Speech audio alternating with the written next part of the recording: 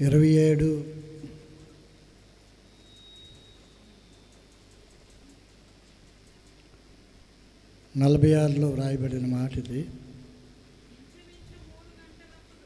ఇంచుమించు 3 గంటలప్పుడు యేసు ఏలి ఏలి లామా సబక్తాని అని బిగ్గరగా కేక వేసెను. ఆ మాటకు నా దేవా నా దేవా నన్నెందుకు చేయి విడిచితివి అని అర్థము. వాక్య భాగంలోనికి వెళ్ళే ముందర చిన్న ప్రార్థన. పరిశుద్ధుడా, ప్రేమ కలిగిన మా పరలోకపు తండ్రి, నీ బంగారు పాదములకు స్తుతులు స్తోత్రములు చెల్లించుకుంటున్నాం నాయన. మీ వాక్యమును మేము ధ్యానిస్తుండగా మీరు మాతో మాట్లాడండి. అవును నాయన, అంతరంగాలను ఎరిగిన దేవుడివి.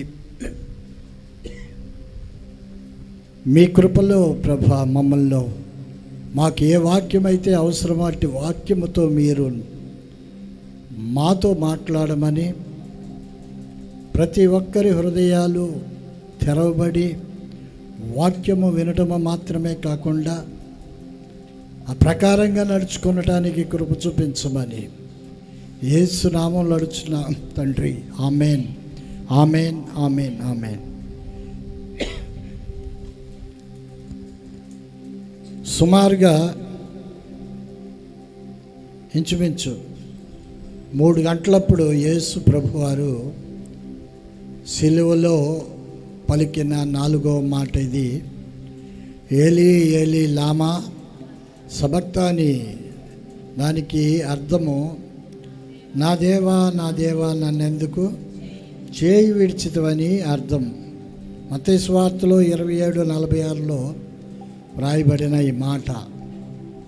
ఈ మాట తండ్రి అయిన దేవునితో వేదనతో తనను గురించి తాను సిలువలో పలికిన మాటల్లో మొదటి మాట, సిలువలోనున్న యేసు తండ్రి ఎడబాటును తట్టుకోలేక మనోవేదనతో మానవునిగా తండ్రికి ప్రార్థన చేస్తున్న ఈ 4వ మాట మనము ఆలోచిస్తే ఈ 2 మాటలు కూడా తండ్రికే దేవుడు సెలవిస్తూ ఉన్నాడు. మొదటి మాట, వీరేమి చేయుచున్నారు వీరు ఎరుగరు, వీరిని క్షమించుము. ఈ 4వ మాటలో అదే మాట చూడండి. తండ్రితో నా దేవా నా దేవా నన్నెందుకు చేయి విడిచితివి అని మనోవేదనతో మానవునిగా తండ్రికి ప్రార్థన చేస్తున్న ఈ పలుకులను మనము ఇప్పుడు కొన్ని మాటలు మనం ధ్యానం చేద్దాం. పాత నిబంధనలో ప్రవచనాల నెరవేర్పు కొరకు అనేక ప్రవచనాలు ఉన్నాయి. ఈ మాట కొరకు కీర్తనలో 22:1 మనం చూస్తే ఈ మాట ఆల్రెడీ రాయబడి ఉండటము మనం చూస్తాం. చూడండి. నా దేవా నా దేవా నీవు నన్నేల విడనాడితివి, నన్ను రక్షింపక, నా ఆర్తధ్వని వినక నీవేళ దూరముగా ఉన్నావు.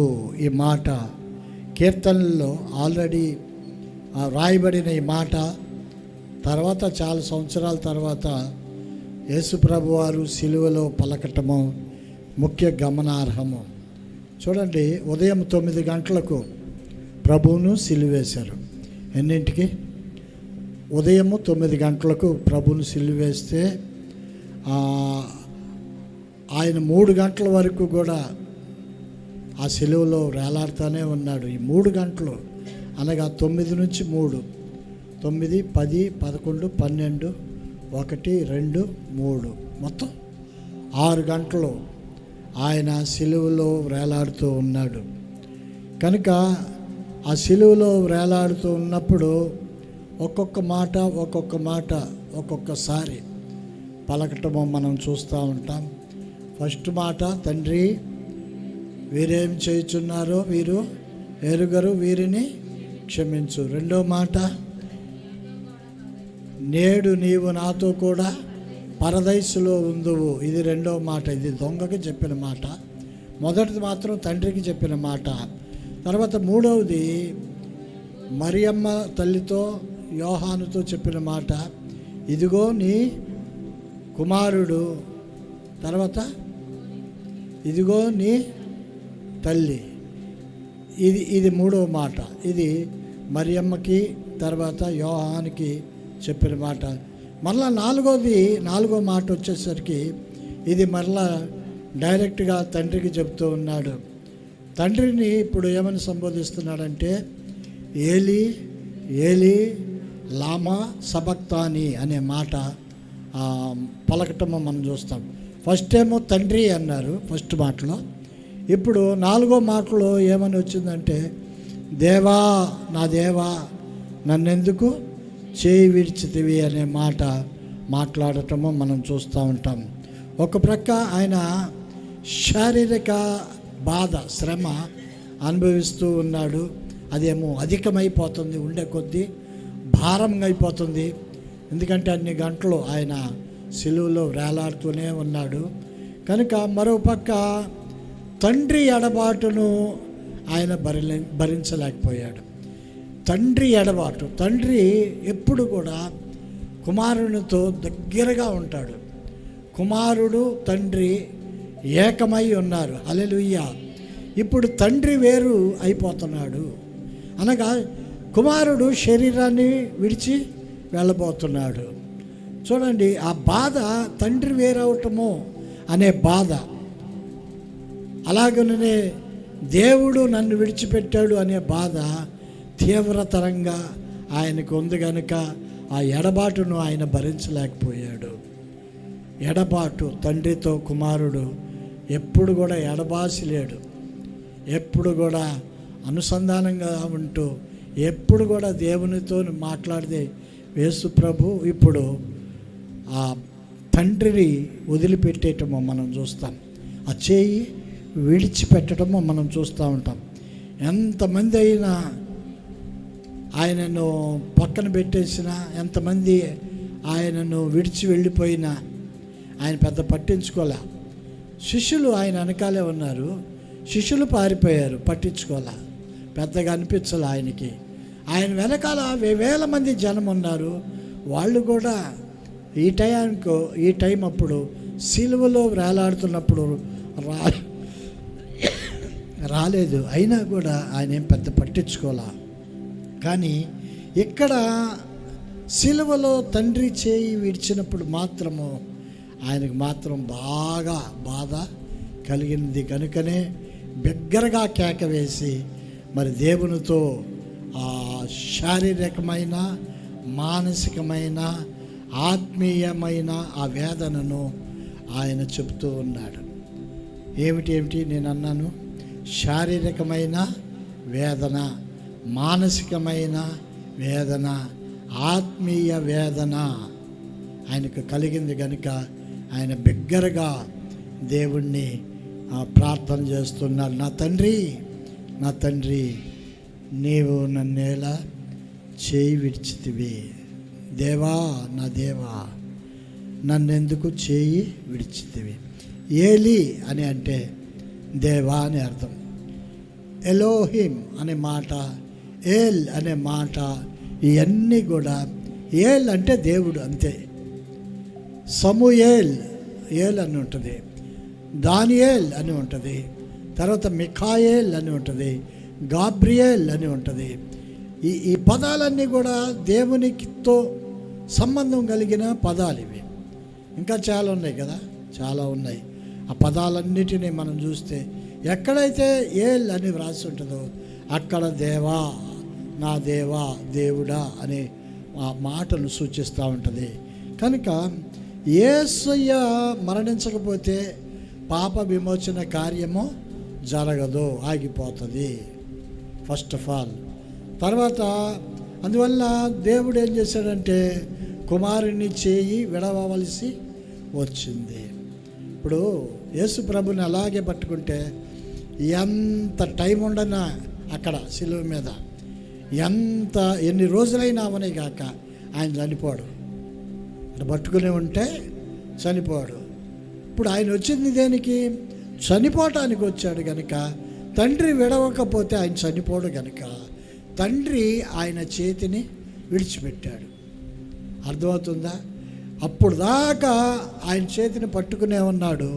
ఇప్పుడు సడన్గా చేయి విడిచిపెట్టగానే ఏమైంది అంటే, భూలోకములో సూర్యుడు ఆయన కూడా కొద్దిగా పక్కకి వెళ్ళిపోయాడు, అదృశ్యుడయ్యాడు. అప్పుడు రమారమి మధ్యాహ్నము 3 గంటలు అవుతుందంట. ఆ దేశమంతటి మీద చీకటి కమ్మింది. సూర్యుడు అదృశ్యుడాయను, గర్భాలయపు తెర నడిమికి చినిగెను. ఇది లూకాసు వార్తలో 23, 44, 45లో ఈ మాట రాయబడి ఉంటుంది.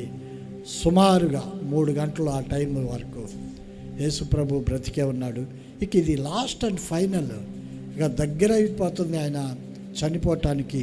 ఆ టైంలో ఆయన ఏం చేశాడంటే తండ్రి చేతిని వదిలిపెట్టాడు. అయితే ఈ మాటల్లో ఉన్న ప్రత్యేకత ఏమిటంటే, భూమిపై యేసుప్రభు వారు ఉండిన చివరి 3 గంటల్లో ఆకాశంలోని కొన్ని ప్రత్యేకమైన గొప్ప సంఘటనలు సంభవించాయి. ప్రత్యేకమైన సంఘటనలు. అప్పటి వరకు కూడా కాముగా ఉన్న ఆ ఆకాశము ఇప్పుడు సడన్గా మారిపోయింది. సూర్యుడు కనపడట్లేదు. అప్పుడు ఏమైపోయిందంటే చీకటి పడిపోయింది అంతా కూడా. ఆ సాయంకాల సమయం 3 గంటలంటే బాగానే ఉంటుంది ఎండ, కానీ ఆ టైము చిమ్మ చీకట్లాగా అయిపోయింది. ఆ తర్వాత లూకాసు వార్త ప్రకారంగా మనం చూస్తే సూర్యుడు అదృశ్యమయ్యాడు అనే మాట అక్కడ ఉంటుంది. సూర్యుడు కనపడలేదు. ఆయన కూడా ఈ నీతి సూర్యుని యొక్క మరణము చూడలేకపోయాడు. అది సంగతి. సూర్యుడు కోటి నక్షత్రాలకు కూడా వెలుగునివ్వగలిగిన వాడు. అంతకంటే నీతి సూర్యుడు గొప్పవాడు. హల్లెలూయా. సూర్యచంద్ర నక్షత్రాదులను ఆయనే కలగజేసిన వాడు కనుక సృష్టికర్త మరణాన్ని సూర్యుడు చూడలేక మరుగైపోయాడు. హల్లెలూయా. కనుక ఆ ప్రదేశం అంతా కూడా చీకటిగా మారిపోయింది. ఆ చీకటి పాపులమైన మానవాళిపై దేవుని శాపానికి గుర్తు. మానవాళి యొక్క పాపములన్నిటి కొరకు ఆ చీకటి ఒక గుర్తుగా, ఒక శాపానికి గుర్తుగా మిగిలిపోయింది. అయితే మానవ పాపమంతా చీకటి వలె యేసుని ఆవరించింది అని కూడా చెప్పుకోవచ్చు. ఇప్పుడు 2 అర్థాలు. ఒకటేమో సూర్యుడు అదృశ్యమయ్యాడు. సూర్యుడు కూడా నీతి సూర్యుని యొక్క మరణము చూడలేక అదృశ్యమయ్యాడు. ఇప్పుడు మానవాళి పాపములన్నీ కూడా యేసు ప్రభువు ఆయనను చీకటి వలె కప్పివేసినట్లుగా మనము చూస్తాం. యేసును ఆవరించింది. మనుషుల యొక్క పాపములన్నీ కూడా అది బహుభయంకరమైనది. మనము మామూలుగా పాపం అని చెప్పుకుంటాం, కానీ పాపము అనేది దేవుని దృష్టిలో బహు నీచమైనది. దానికి విరుగుడు వాస్తవంగా యేసు ప్రభు మరణించకపోతే లేనే లేదు. విరుగుడు కోసము యేసు ప్రభు ఏం చేశాడు? ఆ పాపములన్నీ కూడా ఆయనే తాగేశాడు. అర్థమవుతుందా? ఆ చేదును ఆయన త్రాగాడు. కనుక ఇప్పుడు ఆ పాపముల్లో పాపం ఆయనను ఆవరించి ఉండగా దేవుడు ఆయనను వదిలివేశాడు. వదిలివేసిన ఆ క్షణమే యేసు ప్రభువు గట్టిగా అరిచాడు. ఎందుకంటే ఎడబాటు అనేది తండ్రికి కుమారుడికి మధ్యలో అస్సలు లేనే లేదు. ఇప్పుడు ఆ ఎడబాటు కలిగింది. చేయి విడిచాడు. ఎందుకు? కొలసీయులకు రాసిన పత్రికలో 2:13-15లో ఒక మాట రాయబడి ఉంటుంది. అది ఏంటంటే చూద్దాము. మరియు అపరాధముల వలనను శరీరమందు సున్నతి పొందక ఉండుట వలనను మీరు మృతులై ఉండగా దేవుడు రాతపూర్వకమైన ఆజ్ఞల వలన మన మీద రుణముగాను మనకు విరోధముగాను ఉండిన ఆ పత్రాన్ని మేకులతో సిలువకు కొట్టి దాని మీద చేవ్రాతను తుడిచివేసి మనకు అడ్డము లేకుండా దాన్ని ఎత్తివేసి మన అపరాధములన్నిటినీ క్షమించి ఆయనతో కూడా మిమ్మును జీవింపజేసెను. హల్లెలూయా. ఆయన ప్రధానులను అధికారులను నిరాయుధులనుగా చేసి సిలువ చేత జయ ఉత్సాహముతో వారిని పట్టి తెచ్చి బాహాటముగా వేడుకకు కనబర్చెను. మరియు అపరాధముల వలన శరీరమందు సున్నతి పొందక ఉండుట వలనను మీరు మృతులై ఉండగా. చూడండి, శరీరమందు సున్నతి అనగా అది అబ్రహాముకు సంబంధించిన యూదుల ఇజ్రాయేలీల యొక్క వాడుక. అది సున్నతి 8వ రోజున చేస్తారు కనుక ఎందుకు సున్నతి చేయటం అంటే ప్రత్యేకింపబడిన వాళ్ళు. ఇప్పుడు యేసు ప్రభువు ఆయనే మనతో మాట్లాడుతున్న మాట ఏంటంటే, అపరాధముల చేత మనము చనిపోయి ఉండగా మీరు మృతులై ఉండగా, ఆ మృతులై ఉన్న మిమ్మల్ని దేవుడు ఏం చేశాడంటే వ్రాతరూపకమైన ఆజ్ఞల వలన మన మీద రుణముగా ఉన్న మనకు విరోధముగాను ఉండిన పత్రంను మేకులతో సిలువను కొట్టాడంట. అంటే గతములో ధర్మశాస్త్రము ఏమి బోధించిందో ఆ బోధనలన్నిటినీ తీసుకుని వచ్చి ఆయన ఏం చేశాడంటే సిలువకు కొట్టాడు. ఆ బోధనలో ధర్మశాస్త్రం ఏం బోధించిందంటే పాపం అంటే ఏమిటో బోధించింది. దానికి విరుగుడు అనేది బోధించలేదు, కానీ పాపాన్ని ఎలా కప్పివేసుకోవాలి అది మాత్రం బోధించింది. ఎలా కప్పివేసుకున్నారు ఆ రోజుల్లో అంటే మేకలు, గొర్రెలు, పక్షులు వీటి రక్తముతో కప్పివేసుకున్నారు. ఇప్పుడు అలా కాదు, దేవుడే స్వయంగా ఏం చేశాడంటే ఆయనను నమ్మిన వారి యొక్క పాపములన్నిటినీ కూడా సిలువకు కొట్టి దాని చేవ్రాతను తుడిచివేశాడు.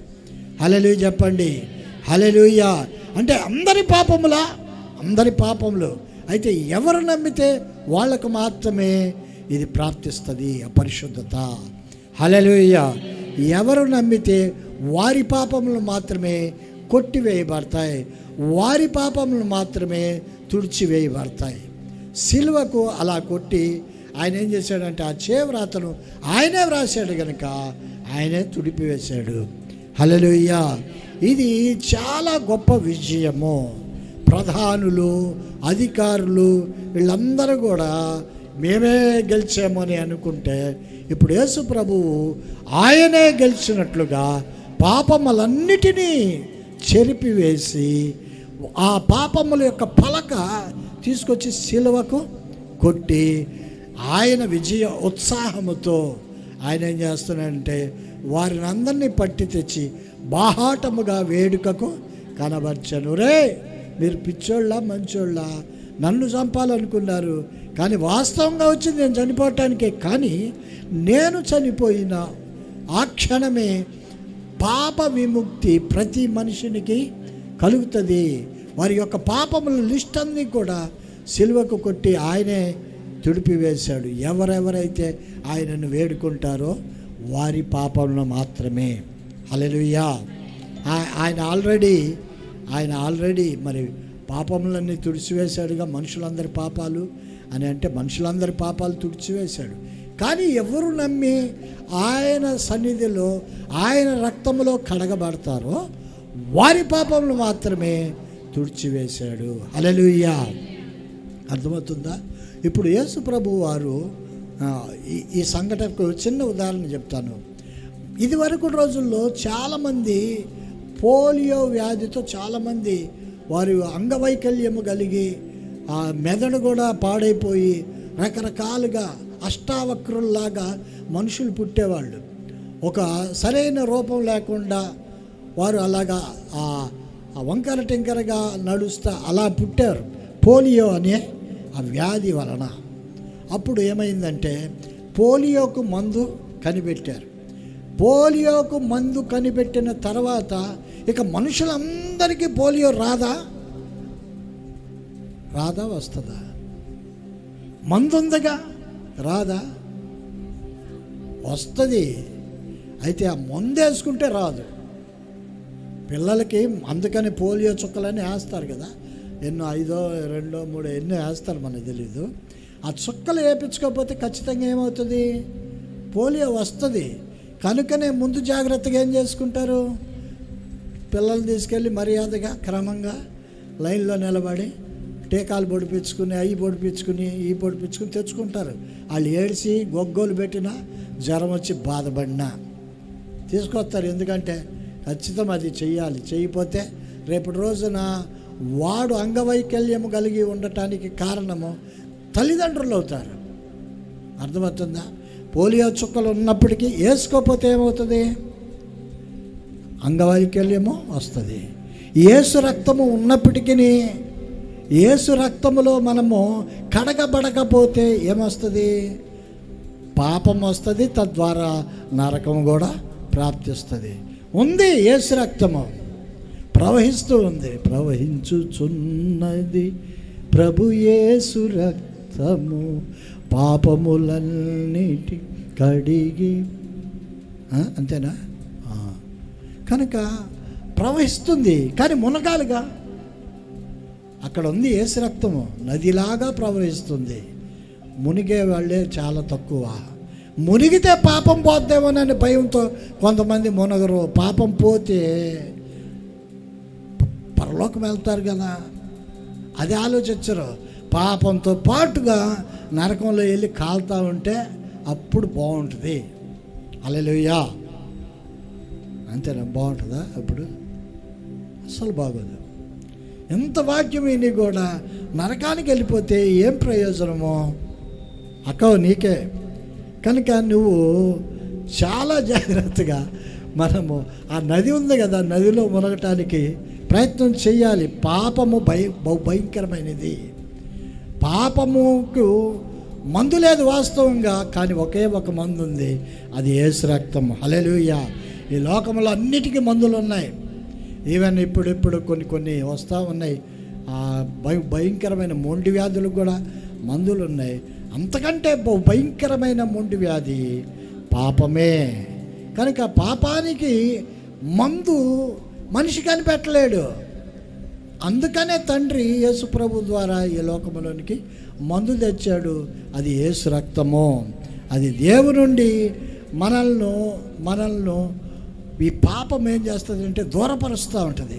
ఇప్పుడు దేవుని యొక్క పరిశుద్ధ రక్తంలో మునిగితే పాపములన్నీ కడిగి వేసుకుంటే దేవునికి దగ్గర అయిపోతాం కదా. అది కూడా ఇష్టం లేదా నీకు?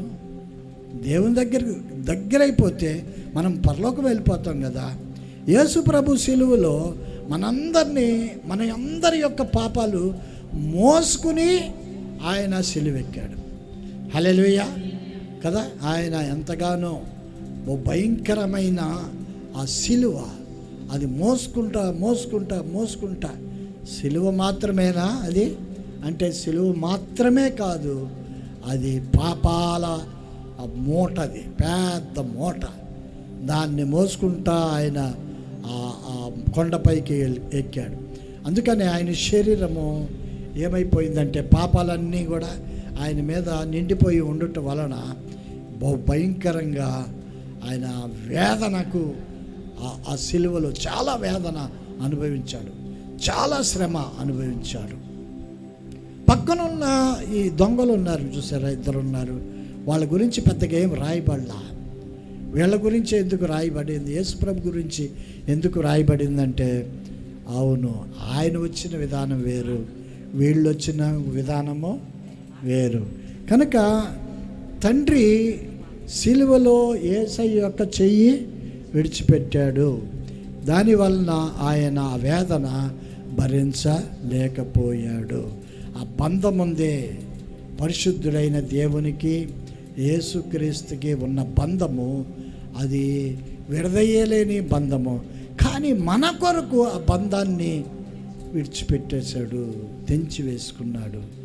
ఎప్పుడైతే ఆయన చేయి విడిచిపెట్టాడో అప్పుడు గట్టిగా ఆయన దేవునికి మొరపెడుతూ ఉన్నాడు. ఈసారి తండ్రి అని సంబోధించలేదు. ఇప్పుడేం సంబోధిస్తున్నాడంటే, ఏలీ ఏలీ లామా సబక్తాని. ఆ మాటకు నా దేవా నా దేవా నీవు నన్నేలా చేయి విడిచితివి అని అర్థం అంట. కానీ అక్కడ ఉన్న వాళ్ళకి ఆ మాటలు అర్థం కాల. ఏలి అనే ఆ భాష హెబ్రీ భాష. ఏం భాష అది? హెబ్రీ భాష. అప్పటికే ఇజ్రాయిల్లో చాలామంది హెబ్రీ భాష మర్చిపోయారు. ఎందుకంటే వాళ్ళు రకరకాల కారణాల చేత వాళ్ళు అనేక రాజుల దగ్గర బానిసత్వం చేసి ఊడిగం చేసి నెబుకద్నెజర్ దగ్గరికి వెళ్ళారా, అక్కడ వాళ్ళ భాష నేర్చుకున్నారా. ఎన్ని భాషలు వీళ్ళకి పాపం ఎంతమంది తీసుకెళ్ళిపోయారో, అటు తీసుకెళ్ళారు ఇటు తీసుకెళ్ళారు, అందరినీ వాళ్ళనే ఇజ్రాయిల్ను ప్రపంచం మొత్తం కూడా వాళ్ళందరూ కూడా ఎటు వెళ్ళేవాళ్ళు అటు వెళ్ళిపోయారు, దేశాల్లోనికి వెళ్ళిపోయారు. కారణము అంత భయంకరమైన యుద్ధాలు ఇజ్రాయిల్లో జరిగినాయి. అప్పుడు అక్కడున్న వాళ్ళందరూ కూడా కొంతమంది ఇండియాకు కూడా వచ్చారు, అటు వచ్చారు ఇటు వచ్చారు, అన్ని చోట్లకు వెళ్ళారు. వాళ్ళ భాష ఖచ్చితంగా మారిపోద్ది. ఎందుకని అంటే ఇలా వెళ్ళిపోతే కొన్నాళ్ళకి మన తెలుగు కూడా ఇప్పుడు మనం వెళ్ళి హిందీ నార్త్ ఇండియాలో ఉన్నామనుకో, హిందీ బాగా అందరూ కూడా అదే మాట్లాడుతున్నారు. ఖచ్చితంగా మనం కూడా మాట్లాడవలసిన ఆవశ్యకత ఉంటుంది కదా. ఖచ్చితంగా ఎందుకండి అంతెందుకు, మనము ఇప్పుడు రాజస్థాన్ నుంచి వస్తాడు ఆడు పానీపూరి బండోడు వస్తాడా, ఎక్కడి నుంచి వస్తాడు? రాజస్థాన్. ఆడికి తెలుగులో మనం ఏం చెప్పినా సరిగ్గా అంటా ఉంటాడు. అప్పుడు మనకు కావాల్సింది ఏమంటాం? ఈ పళ్ళు పెట్టుకుని అడుక్కుంటా ఉంటాం, తోడా ప్యాసదాలో భయ్యా. అవునా? మనకు రాదు అది, కానీ పక్కన వాళ్ళు అంటూ ఉంటారుగా, మనం అనపోతే బాగోదుగా. అందుకని మనం కూడా ఏంటంటే పెద్ద హిందీలో నిపుణులాగా ప్యాసదాలు. ఇంగ్లీష్లో చెప్పండి ప్యాస్ అంటే ఏంది?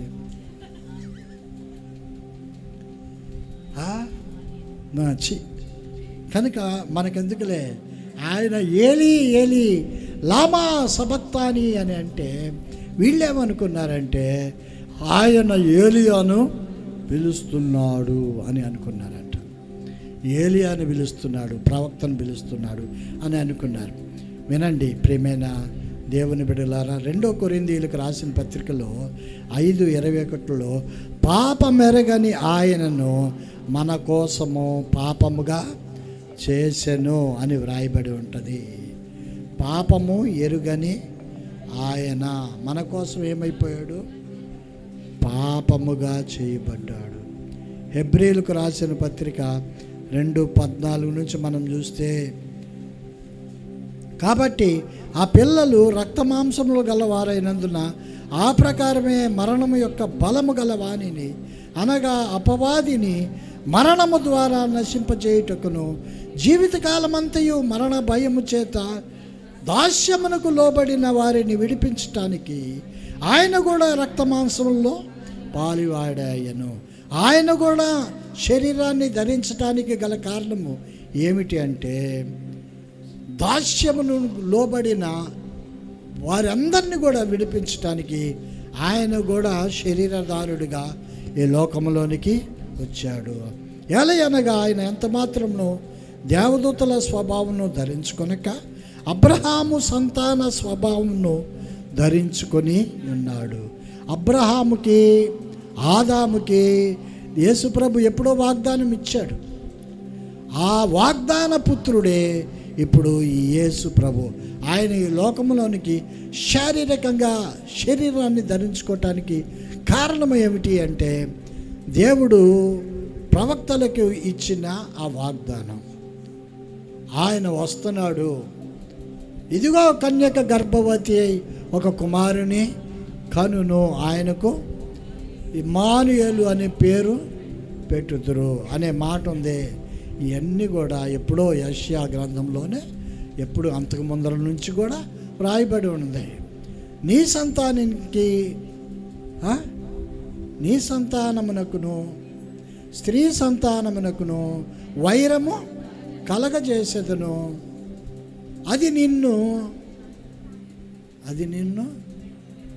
మడిం మీద కొట్టిద్ది, నువ్వు దాన్ని తలని చేత కొడతావు. ఇది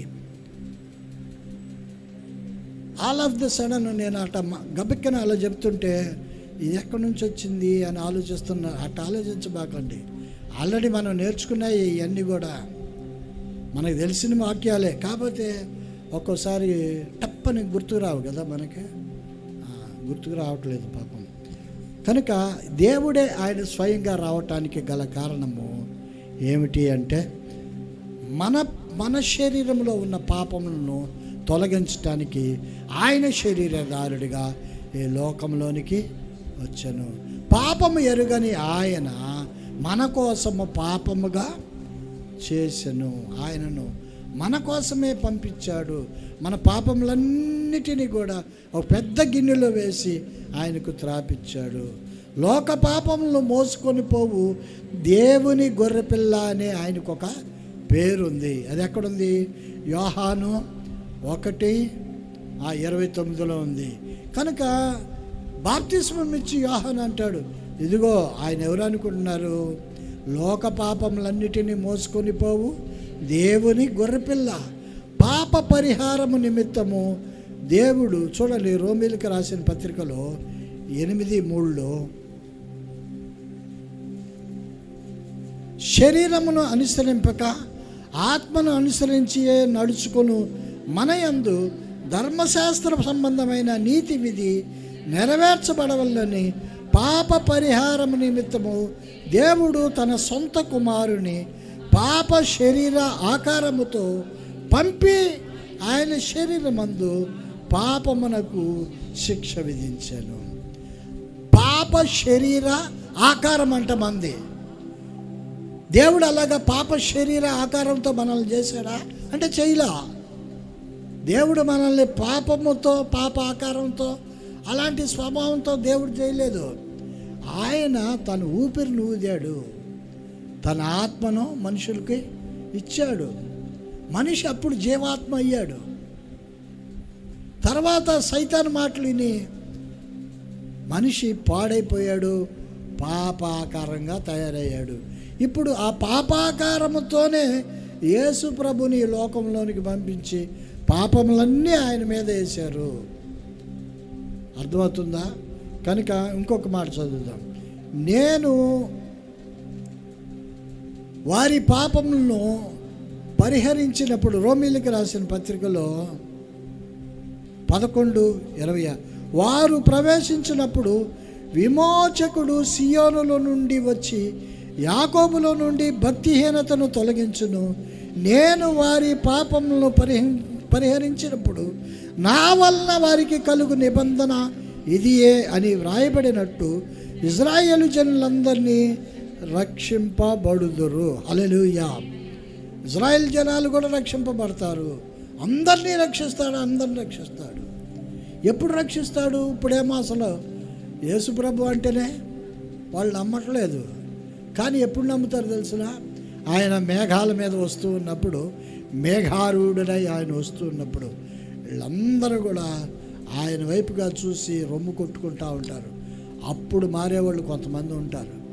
ఆయన వచ్చే టైంలో ఇజ్రాయిల్కి మాత్రమే అది ఛాన్స్, వాళ్ళకు మాత్రం, మనకు కాదు, అన్యులకు లేదు ఆ ఛాన్స్. ఆ టైంలో దేవుడు అంటాడు, ఆ టైము అది చివరి గడియల్లో మీరు ఒకవేళ ఇళ్ళల్లో ఉంటే కొండల్లోకి పారిపోండి అంటాడు. గర్భిణీ స్త్రీలకు వేదన అని వాళ్ళకి చెప్తా ఉంటాడు. ఎందుకని అంటే అది భయంకరమైన శ్రమదినాలే. అది ఎప్పుడంటే యేసు ప్రభువు అందరికీ కనబడేటప్పుడు అందరికీ కనబడతా వస్తాడు. ఒకటేమో రహస్య రాకడ, ఒకటి బహిరంగ రాకడ. రహస్య రాకడ అనగా నిద్రపోయిన వాళ్ళలో ఇద్దరు ఉన్నారనుకోండి, ఒకళ్ళు ఎత్తబడతారు, ఒకరు విడవబడతారు. వీళ్ళందరూ ఎక్కడికి వెళ్తారంటే 7 ఏండ్లు లోకం మీదికి శ్రమ రాబోతుంది, 7 పరిశుద్ధులకు విందవబోతుంది. ఈ సువార్త మోయబడును, వాక్యమే కరువగును. అప్పుడు వాక్యము కరువైపోద్ది. వీళ్ళందరూ ఎక్కడ ఉంటారంటే విందులో ఉంటారు. తర్వాత మళ్ళా ఆయన వస్తాడు. ఆయన వచ్చేటప్పుడు ఇక్కడ ఉన్న వాళ్ళందరూ ఇజ్రాయేలీలు అయితే బహు వేదన పడుతూ ఉంటారు, దుఃఖపడుతూ ఉంటారు. ఎందుకనంటే ఇశ్రాయేలీలు దేవుడు ఎన్నుకొనిన జనం. అబ్రహాముతో ఆయన చెప్పిన మాట అదే, ఆయన వారికి చెప్పిన ఆ వాగ్దానం అదే. నిబంధన పుత్రుడు యేసు ప్రభు కనుక వారిని దేవునిలో అప్పటికప్పుడే మార్చివేయగలిగి ఆయనతో తీసుకువెళ్ళగలిగిన ఆ శక్తి యేసు ప్రభుకు మాత్రమే ఉంటుంది.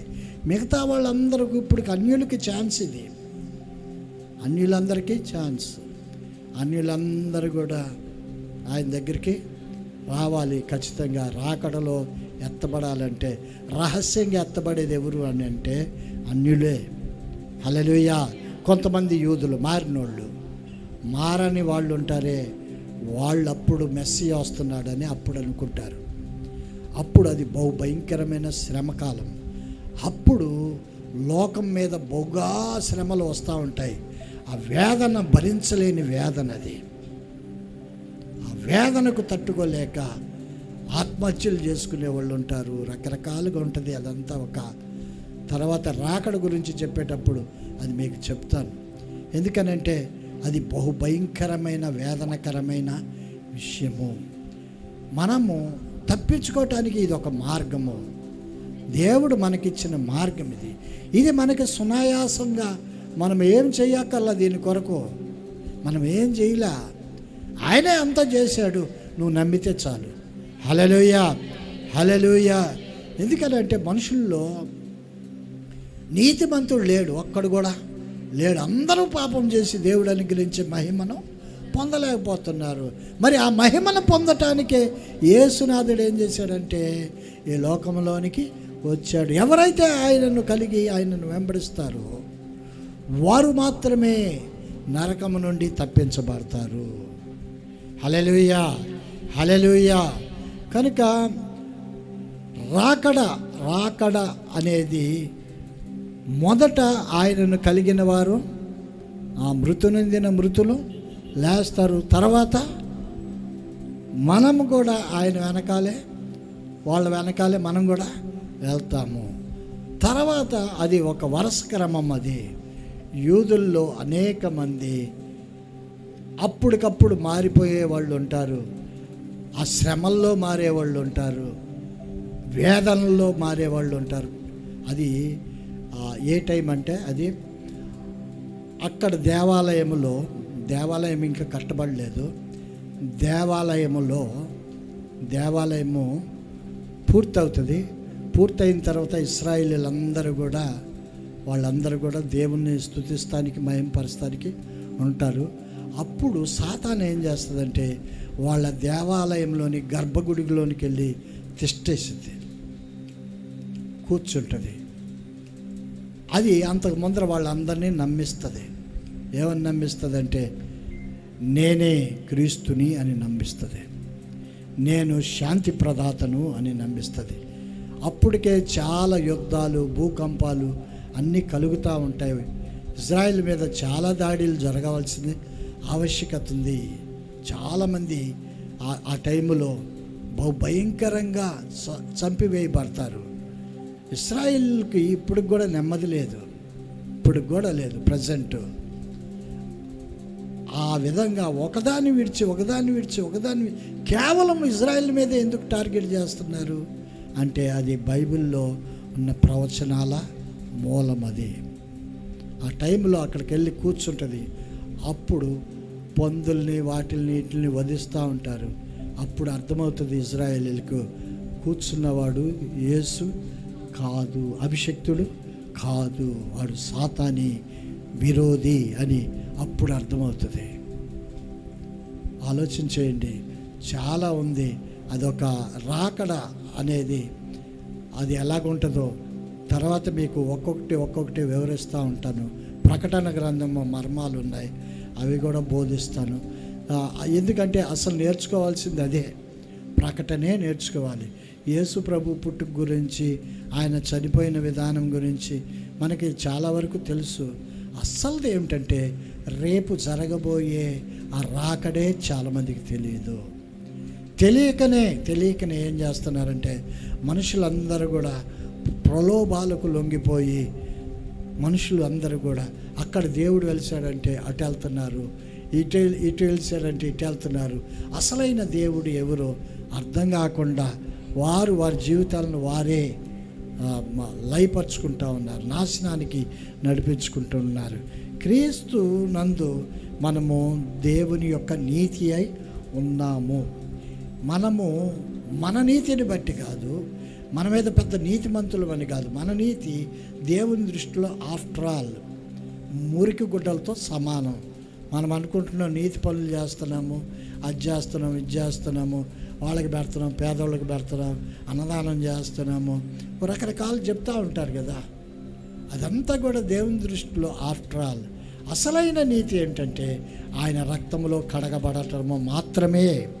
హల్లెలూయా. ఆయన రక్తములో కడగబడినప్పుడు ఆయన నీతి మనకి అద్దుతాడు.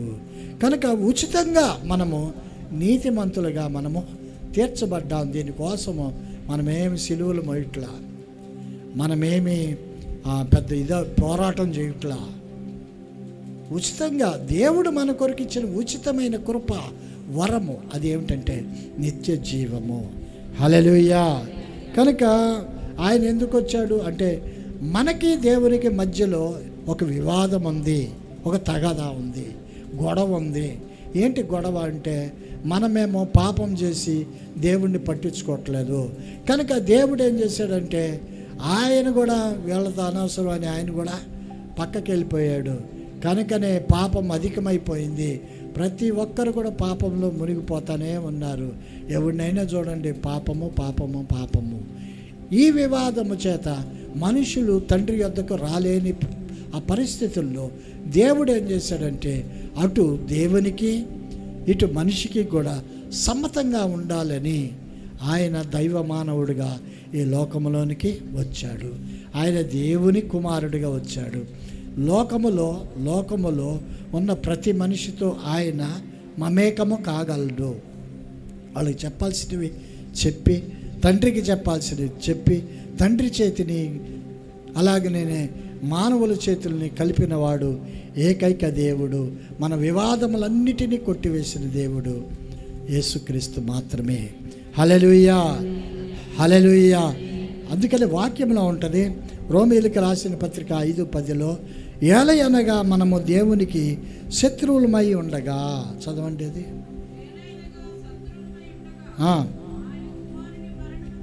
ఆయన కుమారుని మరణం ద్వారా మనము దేవునితో సమాధానపరచబడిన ఎడల, సమాధానపరచబడిన వారమై ఆయన జీవించుట చేత మరి నిశ్చయంగా రక్షింపబడతాం. హల్లెలూయా. మనము దేవునికి శత్రువులుగా ఉంటున్నప్పుడు మనకి సమాధానము, దేవునితో మనకి సమాధానం కలిగించడానికి ఆయన ఈ లోకంలోనికి వచ్చిన మాట నమ్మదగిన మాట. హల్లెలూయా. కనుక క్రీస్తు ప్రభు సిలువకు శత్రువులుగా ఉన్న వారిని అందరినీ కూడా దేవుని దగ్గరికి తీసుకుని వచ్చాడు. దేవుని దగ్గరికి తీసుకొచ్చి వారి శాపములన్నిటినీ తొలగించాడు. ఆయన ఆదాము కాలం నుండి ప్రజెంట్ ఇప్పుడు దాకా రాబోయే కాలం వరకు. కనుక మనిషిని వెంటాడుతూ ఉన్న ఆ పాపాలన్నిటినీ, ఆ శాపాన్ని, ఆ మరణ శిక్షను క్రీస్తు ప్రభువు ఆయన తన మీద వేసుకొని మనల్ని విమోచించాడు. ఎప్పటి నుంచో ఆదాం దగ్గర నుంచి లాస్ట్ మనిషి దాకా ఉన్న పాపాలన్నిటినీ కూడా ఆయన మీద వేసుకున్నాడు. అయితే ఆ శాపము, ఆ పాపం పోవాలంటే, ఆ పాపము తీసివేయబడాలంటే మనము క్రీస్తుని మన రక్షకునిగా అంగీకరించాలి. హల్లెలూయా. అందుకే అది క్రీస్తు రక్తము వలననే ప్రతి పాపము కూడా శుద్ధి చేయబడుతుంది అని వాక్యములో మనం చూస్తూ ఉంటాం కదా. యేసు రక్తము ప్రతి పాపము నుండి మనల్ని పవిత్రపరుస్తుంది. ఆయన నీ నిమిత్తము, నా నిమిత్తము, నీ శాపము నిమిత్తము, నా శాపము నిమిత్తము ఆయన ఈ లోకంలోనికి వచ్చాడు. హల్లెలూయా. శాపము ప్రపంచాన్ని వెంటాడుతూ ఉంది. ఆ శాప పాపాల నుండి విడుదల చేయటానికి క్రీస్తు ప్రభువు ఈ లోకంలోనికి వచ్చాడు. ఎందుకు వచ్చాడు మీ యేసు ప్రభు అని ఎవరైనా అడిగితే, పాపము శాపము నుండి మనుషులను ఆ విడుదల చేయటానికి నా దేవుడు మా కోసం వచ్చాడు. మీకోసమే వచ్చాడా? మీకోసం కూడా వచ్చాడు. మీరు నమ్మితే చాలు. హల్లెలూయా, హల్లెలూయా. కనుక నిత్య నరకం ఉంది, దాని నుండి తప్పించుకోవటానికి మనిషికి అసాధ్యం. అది మనిషి ఎంత ప్రయత్నించినా వల్ల కాదు. కనుకనే దేవుని సహాయము మనిషి అర్థించాలి. పాపముల వలన వచ్చే జీతము మరణం. ఏ మరణం అది? అది 2 మరణాలు కూడా. ఒకటి శారీరక మరణం, రెండవది నిత్య మరణం. 2 మరణాలు కూడా. అయితే ఆ మరణము, రెండవ మరణము, అది నిత్య నరకము అని ఏ మనిషి అయితే గ్రహిస్తాడో, ఆ నిత్య నరకం నుండి తప్పించుకోవటానికి ఏ మనిషి అయితే ప్రయత్నాల మీద ఉంటాడో వాడి ప్రయత్నాలన్నీ వ్యర్థం. కానీ దేవుని యొక్క సహాయం కోరితే ఏమి లేదు, సింపుల్గా యేసయ్యా ఈ రోజు నుండి నేను నా పాపములన్నిటినీ కూడా విడిచిపెడుతున్నానయ్యా, నా పాపములన్నిటినీ కూడా క్షమించుడు ఆయన అని మనం దేవుణ్ణి అడిగితే ఖచ్చితంగా ఆయన రక్షించటానికి సమర్థుడైన దేవుడు. హల్లెలూయా. కనుక అక్కడ ఏముంటుంది? నరకంలో అగ్ని ఆరదు, పురుగు సావదు. ఇంకేం చేస్తారు? పళ్ళు కొరుకుతూ ఉంటారు. పళ్ళు కొరుకుతూ ఉంటారు. మరి పళ్ళు లేని వాళ్ళు ఉంటారుగా, ఊడిపోయిన వాళ్ళు ఏం కొరకాలా? అప్పుడు అన్నీ అమృతాయి. మళ్ళీ పళ్ళు అంటే యాపిల్స్ పళ్ళు, జామ పళ్ళు అవి కాదు. మన పళ్ళు మనమే కట్ట కొరుకుతూ ఉంటాం. పళ్ళు కొరికే వాళ్ళని పక్కన అసలు ఉండలేం కదా. ఉండగలమా? కొరుకుతా. నిద్రలో కొంతమంది కొరుకుతూ ఉంటారు, భయం వేసిద్ది అసలు. అక్కడ అది తప్ప ఇంకో శబ్దం ఉండదు. ఇక చూడండి, మనకు కూడా అలవాటు అయిపోద్ది వాడిని చూసి వీడిని చూసి. నరకంలో ఉంటే మాత్రమే, నరకంలో లేకుండా ప్రయత్నం చేయాలి. హల్లెలూయా. కనుక అది వాస్తవంగా నిత్య నరకము అపవాది కోసము దేవుడు చేసింది, అపవాది కోసం. ఇప్పుడు అపవాది ఏం చేసిందంటే, నేను ఒక్కదాన్ని వెళ్ళాలా అని అదేం చేసిందంటే మనల్ని ఫ్రెండ్షిప్ చేసుకుని మనల్ని కూడా తీసుకుని వెళ్తుంది. అర్థమవుతుందా? మనతో కలిసి మనకు చెప్పాల్సినవన్నీ చెప్పి దేవుడి మీద పగబెట్టించి మన పాపాల్లో మనల్ని అంతే ముంచేసి అది మనతో పాటు, అది కూడా మనతో పాటు వస్తుంది. దాంతోపాటు మనం కూడా ఒక పెద్ద బ్యాచ్ లాగా వెళ్తాం. నరకం పెద్దదైపోయింది, పరలోకము చిన్నదైపోయింది. తక్కువ మంది వెళ్తారు. ఆ మార్గమును అనేక మంది ప్రవేశించాలని చూస్తారు, కానీ అది ఇరుకు మార్గము కనుక అనేక మందికి దానికి అవకాశము ఉండదు. ఇరుకు మార్గము, ఆ ఇరుకు మార్గములో ప్రవేశించడానికి ప్రయత్నము చేయాలి. హల్లెలూయా, హల్లెలూయా. అర్థం చేసుకోండి. కనుక నిత్య నరకము బహు యాతన స్థలము. అక్కడికి మనము ఎట్టి పరిస్థితుల్లో వెళ్ళకూడదు. నిత్య నరకము నుండి తప్పించటానికి భూమికి యేసయ్య వచ్చాడు. చెప్పాలి గట్టిగా, హల్లెలూయా. పాపము ఎవరిలో ఉన్నా ఏ రూపంలో ఉన్నా పాపము పాపమే. కనుక దేవుడితో మనకు సంబంధాన్ని కలిగి ఉన్నప్పుడు మన పాపములన్నిటినీ కూడా ఆయన దయతలిచి కృపచేత మన పాపములన్నిటినీ ఆయన కడిగి వేస్తాడు. కడిగి వేసిన తర్వాత ఇంకేం పర్వాలేదని మళ్ళీ పాపం జోలికి వెళ్ళకూడదు. మళ్ళీ కక్కిన దానికోసము మరలా మనిషి ప్రాకులాడకూడదు. కక్కిన వాంతు కోసము తిరిగేది కుక్కొక్కటే. మనము కుక్కలము కాదు, మనము దేవుని బిడ్డలము. కనుక చాలా జాగ్రత్తగా బ్రతుకుదాం. దేవుడి మాటలను దీవించి ఆశీర్వదించును గాక. హల్లెలూయా, హల్లెలూయా.